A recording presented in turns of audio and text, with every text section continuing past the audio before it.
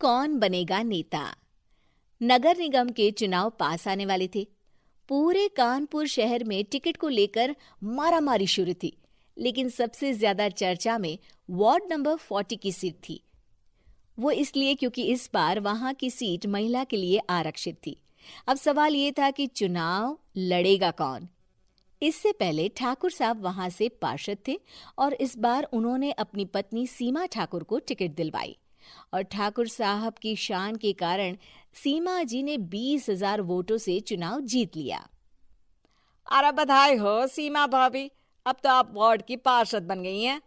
अब तो हमारे काम आप ही करवाएंगी। अरे ये तो सिर्फ नाम की पार्षद बनी है, वो तो महिला सीट आ गई, वरना पार्षद तो मुझे ही बनना था। अब भले ही चेहरा इसका होगा, लेकिन पावर तो मेरी ही होगी। अरे वाह भाई साहब, क्या दिमाग लगाया है आपने भी। आइए आप लोग, खाना लगा दिया है सबके लिए।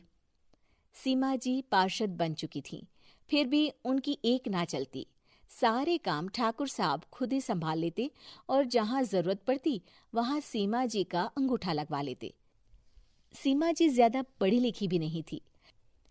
एक दिन ठाकुर साहब और सीमा एक प्रोग्राम में जाते हैं। अरे ठाकुर साहब, आप आ गए। ओहो, पार्षद मैडम भी आ गई हैं। स्वागत है आप दोनों का। लगता है हमारे पार्षद फंड का सही इस्तेमाल हो रहा है। चलिए अब उद्घाटन करते हैं। ये लीजिए ठाकुर साहब कैची, आप ही सबसे पहले प्रवेश कीजिए।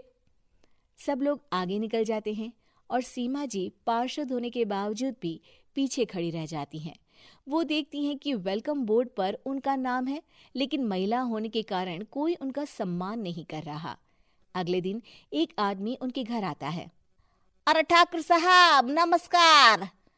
कल ना हम नोटिस किए कि हमारा घर तो अवैध है और नगर निगम वाले उसे तोड़ने आ रहे हैं। अरे कुछ कीजिए ना ठाकुर साहब। देखो भाई, मैं तो ज्यादा कुछ कर नहीं सकता, पर अगर तुम सबकी जेब गर्म कर दो तो कुछ हो सकता है। कुल मिलाकर 4 लाख लगेंगे। अरे 4 लाख ठाकुर साहब? अरे भाई, मैं अपने लिए नहीं मांग रहा हूँ।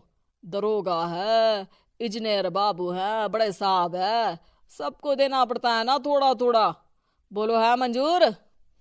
तभी वहां अचानक सीमा जी आ जाती हैं। अरे ये आप क्या कर रहे हैं? पहले इन्हीं लोगों से तो आपने वोट मांगे, अब इनसे ही पैसे ले रहे हो। अरे चुप रहो तुम, तुम्हारा काम है सिर्फ अंगूठा लगाना, तुम वही किया करो। मुझे दूसरे काम तुम मत सिखाओ, समझी? और तुम ना जाओ, अब पैसे लेकर आओ, वरना जेसीबी किसी भी वक्त आती होगी। सब कुछ ऐसे ही चलते रहता है। एक दिन सीमा जी और ठाकुर साहब को एक लोकल मीटिंग में बुलाया जाता है। वहां पर कई और अधिकारी लोग भी मौजूद रहते हैं। अब मैं चाहूंगा कि ठाकुर साहब हमारे बीच 2 शब्द कहें। मेरे प्यारे भाइयों और बहनों, आज मेरा सौभाग्य है कि मैं आप सबकी सेवा दिन रात कर पा रहा हूं। आपने मेरी पत्नी को भारी मतों से जिताया है, इसलिए मैं आप सभी का शुक्रगुजार हूं।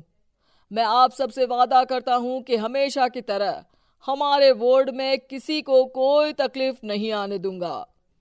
सभी लोग तालियां बजाने लगते हैं। अब मैं माननीय पार्षद मैडम को स्टेज पे बुलाना चाहूंगा। अपने नाम को बुलाया सुनकर सीमा जी एकदम चौंक जाती है। उन्हें बिल्कुल उम्मीद नहीं थी कि इतनी बड़ी जगह उन्हें मंच पर बुलाया जाएगा। जैसे तैसे वो मंच पर चढ़ती हैं। ऊपर जाते ही सीमा जी को सारी पुरानी बातें याद आ जाती हैं कि किस तरह उनके पति उन्हें कभी भी आगे बढ़ने नहीं देते और उनके नाम से गलत काम करते हैं। वो बोलने लगती हैं।